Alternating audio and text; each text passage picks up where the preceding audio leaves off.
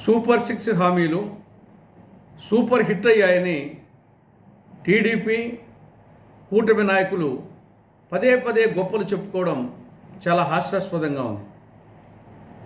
గత ఎన్నికల్లో టీడీపీ కూటమి అధికారంలోకి వచ్చేదానికి ప్రధాన కారణం సూపర్ 6 హామీలు.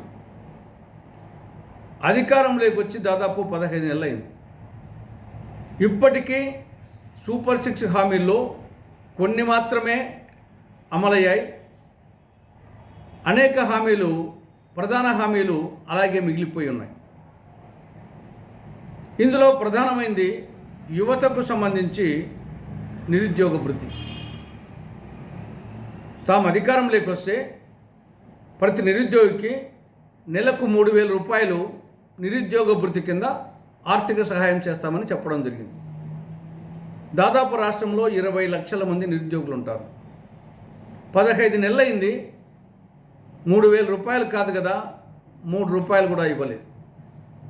ఈ 15 నెలల్లో ఒక్కొక్క నిరుద్యోగునికి 45,000 రూపాయలు ఎగ్గొట్టడం జరిగింది. కనీసం వచ్చే అక్టోబర్ 1వ తేదీ నుంచైనా సరే ఈ యొక్క నిరుద్యోగ భృతి హామీని అమలు చేయాలని, పెండింగ్ నిధులు కూడా ఇవ్వాలని కాంగ్రెస్ పార్టీ డిమాండ్ చేస్తాము. రెండవది ఆడబిడ్డ నిధి. సూపర్ 6 హామీల్లో ఇది ఒక ప్రధానమైన హామీ.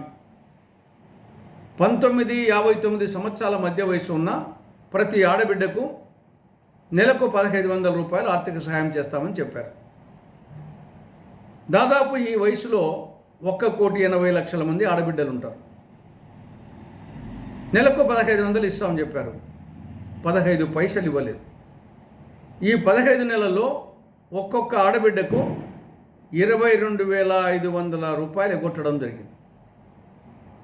కనీసం వచ్చే అక్టోబర్ 1వ తేదీ నుంచైనా సరే ఈ ఆడబిడ్డ నిధిని పెండింగ్ బకాయిలతో సహా అమలు చేయాలని కాంగ్రెస్ పార్టీ డిమాండ్ చేస్తూ ఉంది.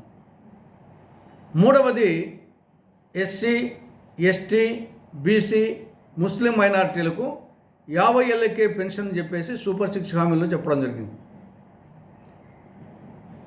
ఈ యొక్క 50-60 మధ్య వయసు ఉండేవాళ్ళు దాదాపు 17 లక్షల మంది ఉంటారు. ఇంతవరకు పైసా ఇవ్వలేదు. 15 నెలలైంది. అంటే 15 నెలల్లో ఒక్కొక్కరికి 60,000 రూపాయలు ఎగ్గొట్టడం జరిగింది.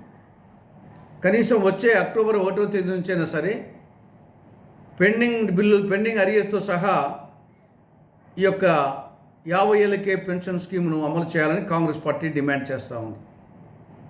నాలుగవది తల్లికి వందనం కింద 2024-25 విద్యా సంవత్సరానికి ఇంతవరకు పైసా ఇవ్వలేదు. ఆ పెండింగ్ నిధులు ఇవ్వాలని కాంగ్రెస్ పార్టీ డిమాండ్ చేస్తూ ఉంది. ఐదవది అన్నదాత సుఖీభవ్ కింద 2024-25 ఆర్థిక సంవత్సరానికి పైసా ఇవ్వలేదు. ఈ పెండింగ్ బకాయిలు కూడా ఇవ్వాలని కాంగ్రెస్ పార్టీ డిమాండ్ చేస్తూ ఉంది.